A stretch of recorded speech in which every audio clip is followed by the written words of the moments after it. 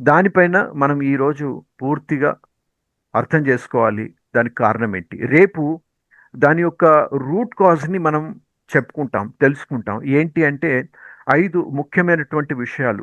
మొట్టమొదట అభినివేశము అంటాం, రెండవది ద్వేషం, మూడవది రాగము, నాలుగవది అస్మిత, ఐదవది అవిద్య. ఈ 5 ముఖ్యమైనటువంటి విషయాలు మన జీవితంలో దుఃఖాన్ని తీసుకొచ్చి పెడతాయి. అభినివేశం అంటే ఏంటి?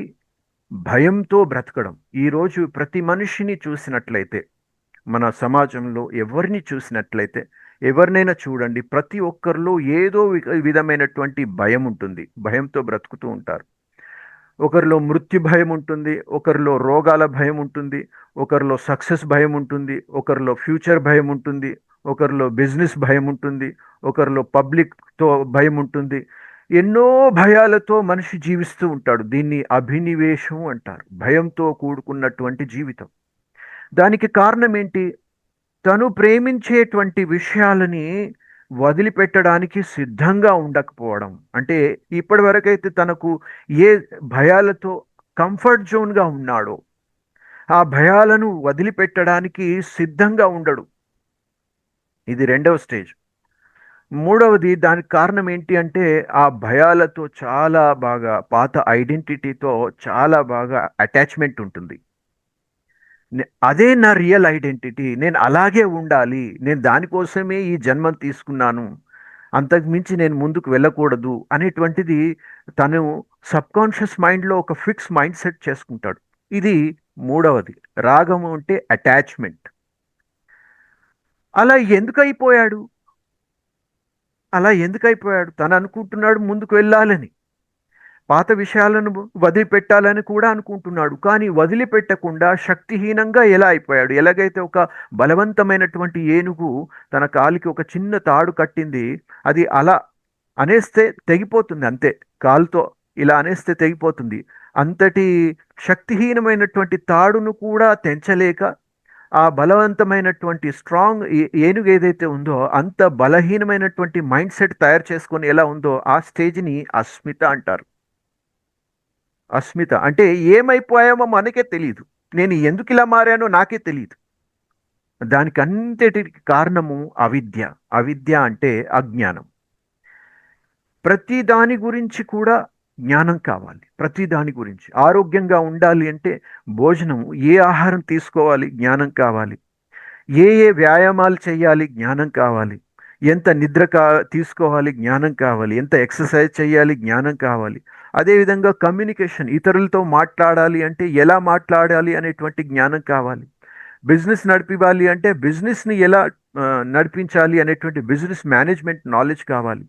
పిల్లల్ని గొప్ప వాళ్ళుగా తయారు చేయాలి అంటే ఏ సంస్కారాలు ఇచ్చి వాళ్ళని తయారు చేయాలి అనేటువంటి నాలెడ్జ్ కావాలి.